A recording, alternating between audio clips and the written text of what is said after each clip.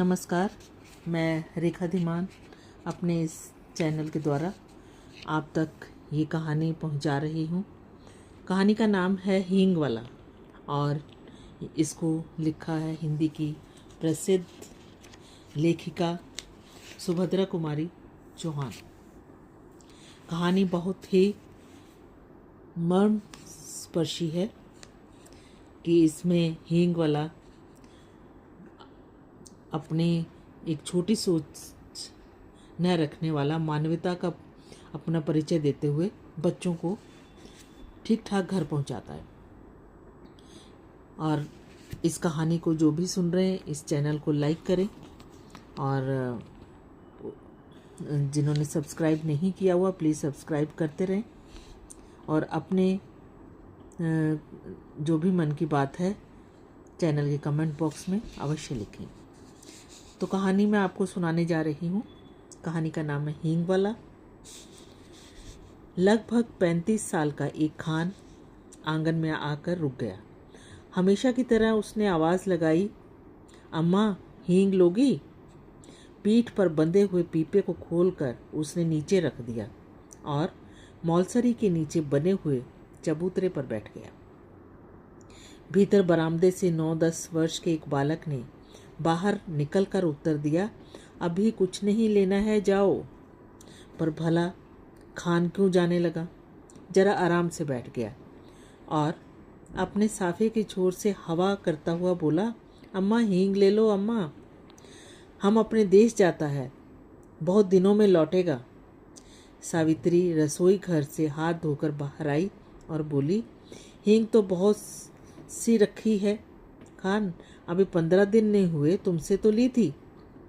वह उसी स्वर में फिर बोला, हेरा हींग है माँ, हमको तुम्हारे हाथ की बोहनी लगती है, एक ही तोला ले लो, पर लो जरूर।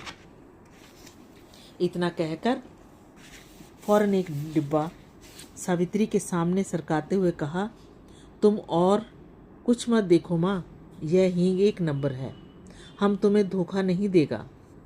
सावित्री बोली, पर हींग लेकर करूँगी क्या, ढेर सी तो ले रखी है। खान ने कहा, कुछ भी ले लो अम्मा, हम देने के लिए आया है, घर में पड़ी रहेगी, हम अपने देश को जाता है, खुदा जाने कब लौटेगा। और खान बिना उत्तर की प्रतीक्षा किए हींग तोलने लगा। इस पर सावित्री के बच्चे नाराज हुए, सभी बोल उठे, मत लेना माँ, तुम कभी न लेना, जबरदस्ती तोले जा रहा है। सावित्री ने किसी की बात का उत्तर न देकर हींग की पुड़िया ले ली। पूछा, कितने पैसे हुए खान? 35 पैसे अम्मा, खान ने उत्तर दिया। सावित्री ने 7 पैसे तोले के भाव से 5 तोले का दाम 35 पैसे लाकर खान को दे दिए। खान सलाम करके चला गया, पर बच्चों को माँ की यह बात अच्छी न लगी। बड़े लड़के ने कहा, माँ तुमने खान को वैसे ही 35 पैसे दे दिए, हींग की कोई ज़रूरत नहीं थी।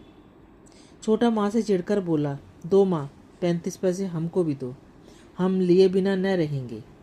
लड़की जिसकी उम्र 8 साल की थी बड़े गंभीर स्वर में बोले, तुम माँ से पैसा न मांगो, वह तुम्हें न देंगी, उनका बेटा वही खान है। सावित्री को अपने बच्चों की बातों पर हंसी आ रही थी। उसने हंसी दबाकर बनावटी क्रोध से कहा, चलो चलो, बड़ी बातें बनाने लग गए हो, खाना तैयार है, खाओ। छोटा बोला, पहले पैसे दो, तुमने खान को दिए हैं। सावित्री ने कहा, खान ने पैसे के बदले में हींग दी है, तुम क्या दोगे? छोटा बोला, कुछ नहीं देंगे।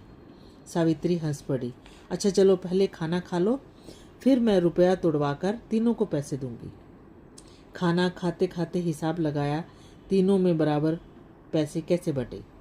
छोटा कुछ पैसे कम लेने की बात पर बिगड़ गया, कभी नहीं, मैं कम पैसे नहीं लूँगा। दोनों में मारपीट हो चुकी होती यदि मुन्नी थोड़े कम पैसे स्वयं लेना स्वीकार न कर लेती। कई महीने बीत गए, सावित्री की सारी हींग खत्म हो गई। इस बीच होली आई। होली के अवसर पर शहर में खासी मारपीट हो गई थी। न जाने क्यों उस हींग वाले खान की याद उसे प्रायः आ जाया करती थी। एक दिन सवेरे सवेरे सावित्री उसी मौलसरी के पेड़ के नीचे चबूतरे पर बैठी कुछ बुन रही थी। उसने सुना उसके पति किसी से कड़े स्वर में कह रहे हैं, क्या काम है? भीतर मत जाओ, यहाँ आओ। उत्तर मिला, हींग है, हीरा हींग।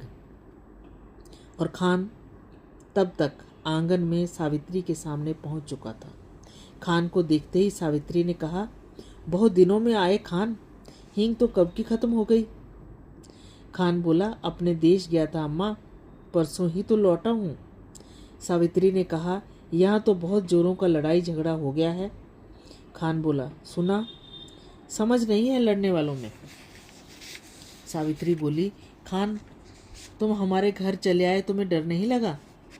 दोनों कानों पर हाथ रखते हुए खान बोला, ऐसी बात मत करो अम्मा, बेटे को भी क्या माँ से डर हुआ है जो मुझे होता। उसके बाद ही उसने अपना डिब्बा खोला और एक छटाक हींग तोलकर सावित्री को दे दी। रेजगारी दोनों में से किसी के पास नहीं थी। खान ने कहा कि वह पैसा फिर आकर ले जाएगा। सावित्री को सलाम करके चला गया। इस बार लोग दशहरा दूने उत्साह के साथ मनाने की तैयारी में थे। शाम 4 बजे माँ काली का जुलूस निकलने वाला था। पुलिस का काफ़ी प्रबंध था। सावित्री के बच्चों ने कहा, हम भी काली का जुलूस देखने जाएंगे। सावित्री के पति शहर से बाहर गए थे। सावित्री स्वभाव से भीरू थी। उसने बच्चों को पैसों का, खिलौनों का, सिनेमा का न जाने कितने प्रलोभन दिए, पर बच्चे न माने सो न माने। नौकर रामू भी जुलूस देखने के लिए बहुत उत्सुक हो रहा था। उसने कहा, भेज दो ना माँ जी, मैं अभी दिखाकर लिए आता हूँ। लाचार होकर सावित्री को जुलूस देखने के लिए बच्चों को बाहर भेजना पड़ा। उसने बार बार रामू को ताकीद की कि दिन रहते ही वह बच्चों को लेकर लौट आए। बच्चों को भेजने के साथ ही सावित्री उसके लौटने की प्रतीक्षा करने लगी। देखते ही देखते दिन ढल गया। अंधेरा भी बढ़ने लगा, पर बच्चे नहीं लौटे। अब सावित्री को न भीतर चैन था न बाहर। इतने में उसे कुछ आदमी सड़क पर दौड़ते भागते दिखाई दिए। वह दौड़कर बाहर आई। पूछा, ऐसे क्यों भाग रहे हो? जुलूस तो निकल गया ना? एक आदमी बोला, लड़ाई झगड़ा हो गया जी, बड़ा भारी लड़ाई झगड़ा। सावित्री के हाथ पैर ठंडे पड़ गए। तभी कुछ लोग तेजी से आते हुए दिखाई दिए। सावित्री ने उन्हें भी रोका। उन्होंने भी कहा, लड़ाई झगड़ा हो गया है। अब सावित्री क्या करे? उन्हीं में से एक ने कहा, भाई तुम मेरे बच्चों की खबर ला दो। 2 लड़के हैं, 1 लड़की, मैं तुम्हें मुंह मांगा इनाम दूंगी। एक देहाती ने जवाब दिया, क्या हम तुम्हारे बच्चों को पहचानते हैं माँ जी? यह कहकर वह चला गया। सावित्री सोचने लगी, सच तो है, इतनी भीड़ में भला कोई मेरे बच्चों को खोजे भी कैसे? पर अब वह भी क्या करे तो क्या करे? उसे रह कर अपने पर क्रोध आ रहा था। आखिर उसने बच्चों को भेजा ही क्यों? वे तो ठहरे बच्चे, जिद तो करते ही, पर भेजना उसके हाथ की बात थी। सावित्री पागल सी हो गई। बच्चों की मंगल कामना के लिए उसने सभी देवी देवता मना डाले। शोरगुल बढ़कर शांत हो गया। रात के साथ साथ नीरवता बढ़ चली, पर उसके बच्चे लौट कर न आए। सावित्री हताश हो गई और फूट फूट कर रोने लगी। उसी समय उसे वही चिर परिचित स्वर सुनाई पड़ा, अम्मा।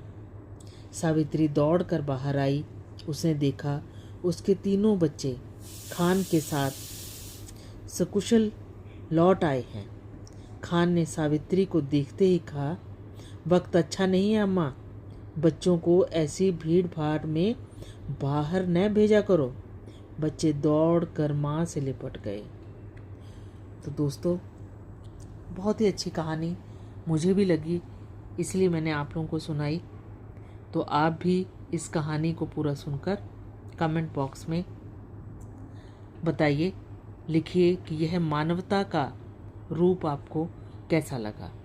धन्यवाद। जल्दी ही फिर नई कहानी के साथ मैं फिर आपके सामने प्रस्तुत होंगी। Bye bye.